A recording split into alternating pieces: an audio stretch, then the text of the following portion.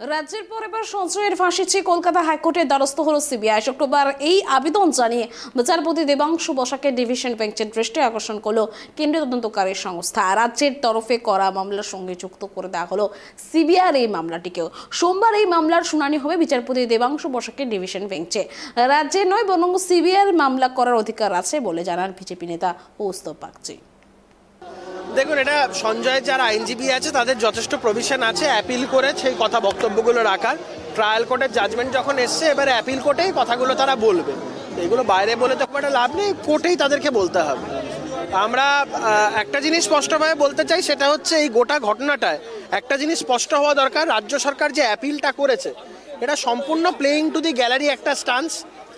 এই জাজমেন্টটা আসার পরের 3 জনের অ্যাপিল করার ক্ষমতা আছে। সঞ্জয় তার সেন্টেন্সের এগেনস্টে, CBI for enhancement of sentence, আর ডিফ্যাক্টর পরিবার ফর এনহান্সমেন্ট অফ সেন্টেন্স। এর বাইরে আমার মনে হয় না কারোর অ্যাপিল করার এখন অধিকার আছে। না, সিবিআই তো ডেথ পেনাল্টি চেয়েছিল, ট্রায়াল কোর্ট মনে করেছে এটাকে লাইফ সেন্টেন্স দেবে, সেটা করেছে। তো সিবিআই তো এগ্রিভ পার্টি, সে এগ্রিভ পার্টি হিসাবে এজেন্সি, ইনভেস্টিগেটিং এজেন্সি হিসাবে সিবিআইয়ের সবসময় অধিকার আছে হাইকোর্টে যাওয়ার।